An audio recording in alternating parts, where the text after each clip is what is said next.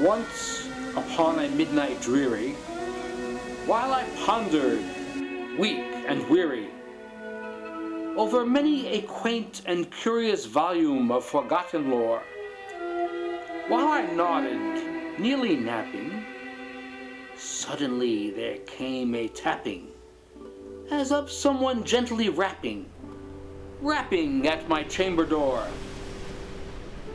"'Tis some visitor," I muttered, "tapping at my chamber door. Only this, and nothing more." Ah, distinctly I remember it was in the bleak December, and each separate dying ember wrought its ghost upon the floor. Eagerly I wished the morrow, vainly I had sought to borrow from my books surcease of sorrow, sorrow for the lost Lenore, for the rare and radiant maiden whom the angels name Lenore, nameless here forevermore.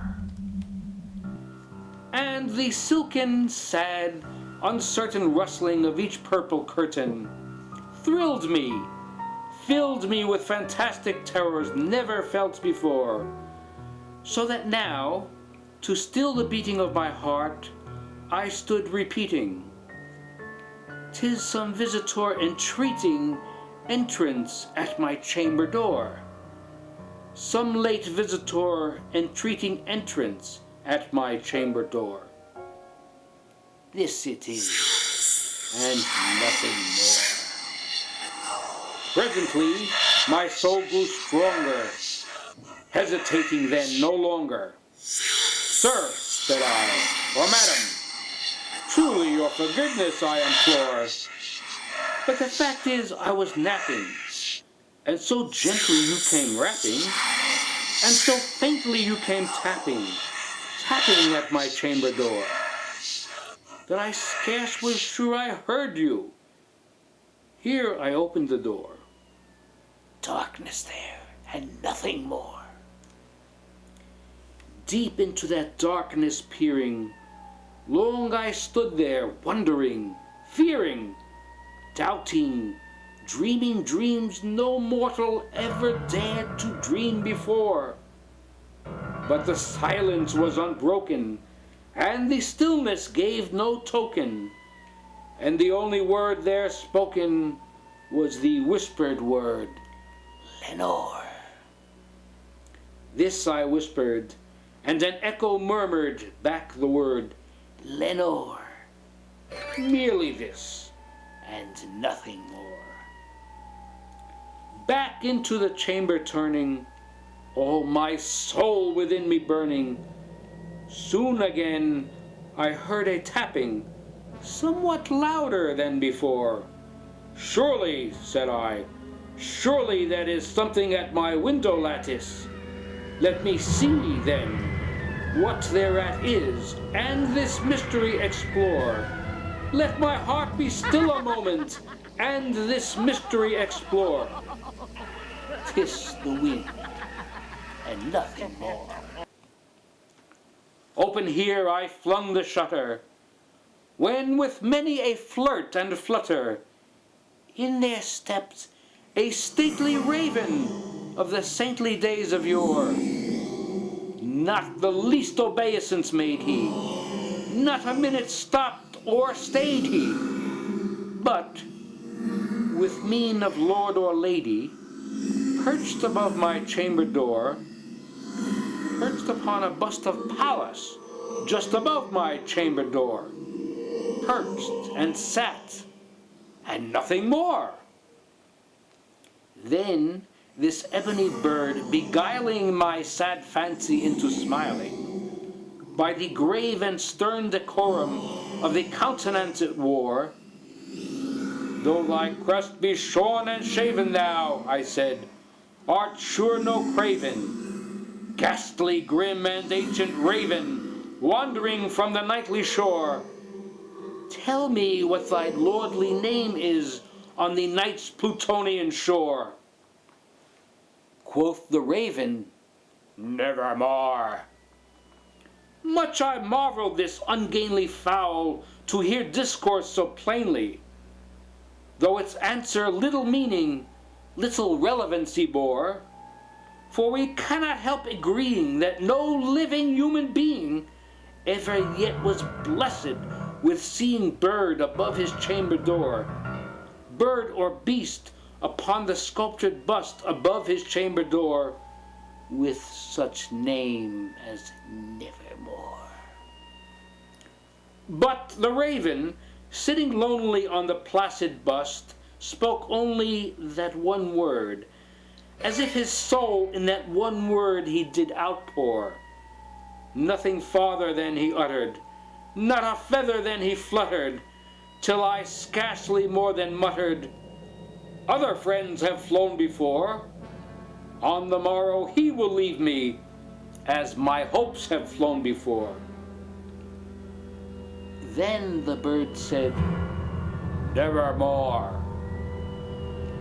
Startled at the stillness broken by reply so aptly spoken, "Doubtless," said I, "what it utters is its only stock and store, caught from some unhappy master, whom unmerciful disaster followed fast and followed faster, till his songs one burden bore, till the dirges of his hope that melancholy burden bore, of never, nevermore." But the raven, still beguiling my sad fancy into smiling, straight I wheeled a cushioned seat in front of bird and bust and door. Then upon the velvet sinking, I betook myself to linking fancy unto fancy, thinking what this ominous bird of yore, what this grim, ungainly, ghastly, gaunt, and ominous bird of yore meant in croaking, "Nevermore." This I sat engaged in guessing, but no syllable expressing, to the fowl whose fiery eyes now burned into my bosom's core. This and more I sat divining, with my head at ease reclining on the cushion's velvet lining that the lamplight gloated o'er, but whose velvet violet lining, with the lamplight gloating o'er, she shall press, nevermore. Then methought the air grew denser, perfumed from an unseen censer, swung by seraphim whose footfalls tinkled on the tufted floor.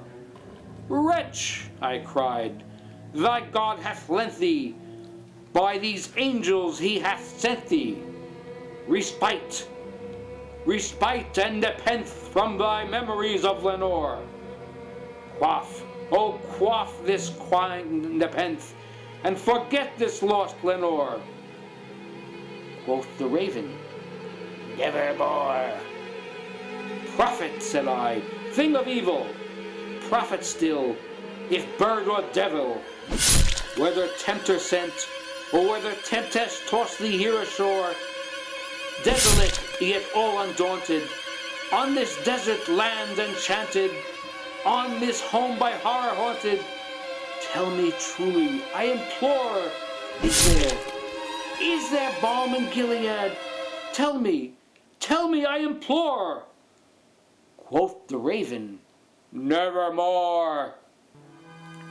"Prophet," said I, "thing of evil, prophet still if bird or devil, by that heaven that bends above us, by that God we both adore, tell this soul with sorrow laden, if, within the distant Aidenn, it shall clasp a sainted maiden, whom the angels named Lenore, clasp a rare and radiant maiden, whom the angels named Lenore." Quoth the raven, "Nevermore." "Be that word our sign of parting, bird or fiend," I shrieked, upstarting. "Get thee back into the tempest, and the night's Plutonian shore.